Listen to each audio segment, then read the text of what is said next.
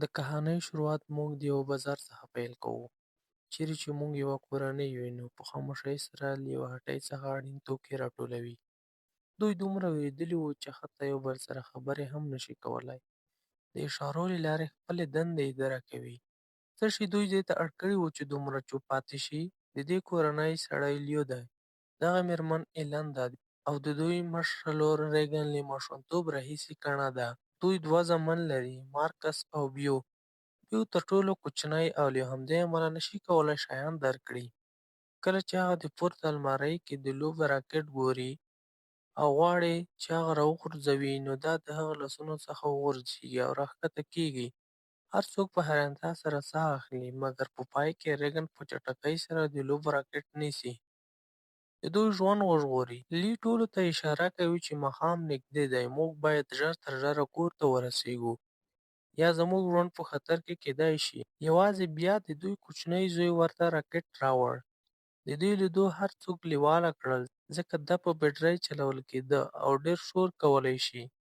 لی د خپل زوی له لاس څخه راکټ واخیسته، بیټرۍ یې واخیسته او په میز یې کېښوده. نو ریګن په پټه هغه راکټ ورکړ او د هغه بټۍ څخه ووتل.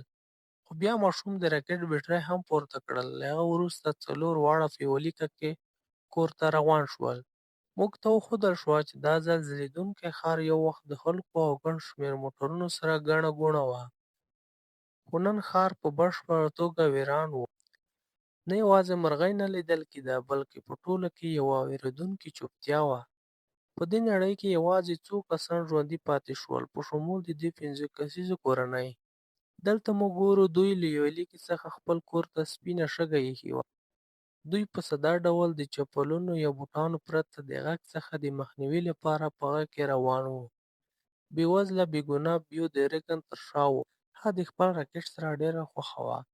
بیا بیو راکټ په بیټرۍ کې ولګاوه او چالان یې کړ، چې له امله یې موسیقي غږېده. ریګن کڼه وه، نو هغې پام ونه کړ. خو کله چې موسیقي د لی او ایلن غوږونو ته ورسېده، نو دوی ډېر وډار شول. ناڅاپه یو وېروونکی شیطان له ځنګله راووت. د ګولۍ په څېر په چټکۍ سره د منظرې په لور یې حرکت پیل کړ. لی په چټکۍ سره د بیو په لور ورمنډه کړه، ترڅو د لوبو سامان بند کړي، خو ډېر ناوخته و. شیطان بیو له ځان سره یووړ. له دې ځایه موږ د 1 کال وروسته یوه صحنه ګورو. لی او د هغه کورنۍ زده کړل چې څنګه په دې حالت کې ژوند وکړي. لی په خپل کور کې د څېړنې لابراتوار جوړ کړی و، چیرې چې هغه د بیو په اړه ټول معلومات راټول کړي وو. دلته موږ پوهیږو چې بیو کولی شي حتی د څو کیلومترو لرې تر ټولو کمزوري غږونه هم واوري. له نیکه مرغه بیو په بشپړه توګه ړوند و، مګر د دوی اورېدل دومره ګړندي وو چې دوی کولی شوای حتی په هوا کې لږ څه غږ یا وایبریشن هم ومومي. حتی د یو چا د لوړ غږ تنفس اورېدلو سره دا بیو کولی شي د برېښنا په سرعت سره دوی په لور ورمنډه کړي، په ثانیو کې یې ووژني. موږ دا هم زده کړل چې د دوی پوټکي د اوسپنې څخه قوي وو. دوی د ګولیو او هر بل وسلو څخه ساتي. دا عجیب کریچر د راکشسونو د میټروایډ له لارې فضا څخه ځمکې ته راښکته شول. دوی دومره ګړندي وو چې په څو دقیقو کې په ټوله ځمکه کې خپاره شول. نږدې ټول انسانان یې له منځه یوړل. د دې کریچر څخه د خلاصون یوازینۍ لار دا وه چې چوپ او آرام پاتې شي. لی او کورنۍ په دغه راز پوهېده. له همدې امله دوی ځانونه او خپله کورنۍ د خپل خوندیتوب لپاره چمتو کړي وو. لی د خپل کور شاوخوا د سی سی ټي وي کمرې نصب کړې وې، ترڅو دوی د راکټ د راتګ خبر کړي. موږ دا هم ګورو چې هغه په خپلو زینو او د زینو په ډبرو کې ځانګړې نښې جوړې کړې وې، ترڅو مخلوقات د هغه د پښو غږ ونه اوري. دا معلومه شوه چې لی په خپل کور کې د ځمکې لاندې بنکر جوړ کړی و، چیرې چې هغه د کریچر څېړنه کوله. لی دا هم وموندله چې شاوخوا 3 کریچر په هغه سیمه کې ګرځي چې اوس مهال ژوند کوي.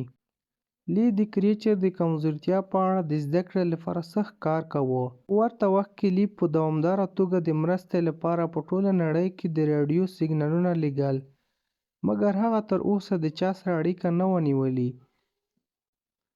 موږ دا هم زده کړل چې ایلن امیدواره وه او ډېر ژر به د ماشوم تمه لري. کله چې ماشوم زېږېدلی و، نو په طبیعي ډول به ژړا پیل کړي. د همدې امله هغه د مخه د ماشوم لپاره یو غږ ضد بکس جوړ کړی و ترڅو هر کله چې ماشوم ژاړي هغه کولی شي په دې بکس کې پټ کړي چې د اکسیجن ماسک یې په خوله کې وي. په دې سخت حالت کې دا خورا مهمه شوه چې د شیطان څخه د تېښتې لپاره چمتو اوسي. په هر صورت لکه څنګه چې موږ ټول پوهیږو د لی مشره لور ریګن کڼه وه او دا کولی شي د هغې لپاره یوه لویه ستونزه شي. نو لی د دې نیمګړتیا د لرې کولو هڅه پیل کړه. هغه د خپلې لور ریګن لپاره د کوږ اورېدو امپلیفایر جوړ کړ. هغه ته یې ورکړ. په هر صورت ریګن له دې څخه هیڅ خوښ نه و.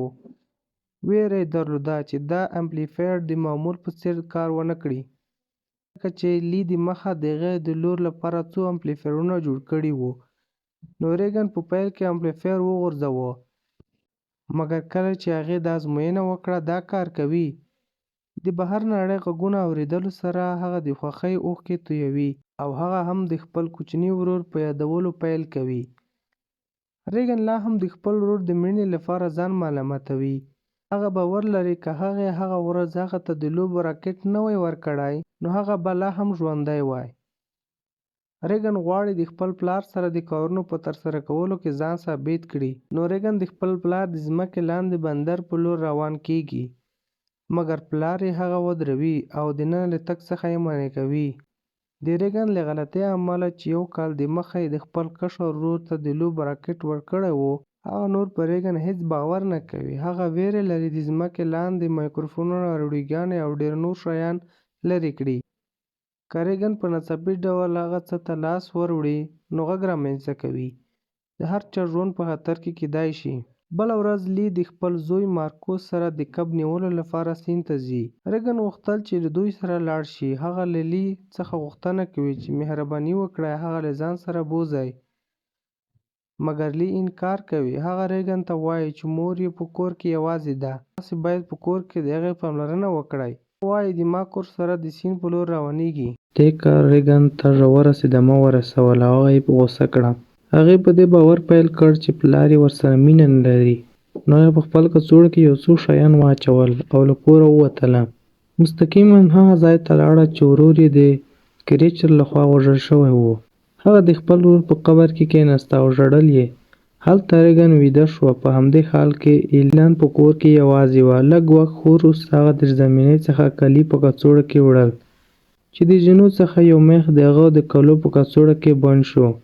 تیز میخ په هغه ځای کې و چې د دوی د پښو نښې وې خو ایلن دا نه شو لیدلی. د بلې خوا خلک په سیند کې کب نیونه کوله. لی خپل زوی مارکس ابشار ته راوړ او لی ورته وایي چې دوی دلته خبرې کولی شي ځکه چې د اوبو راوتل به د دوی غږونه کم کړي.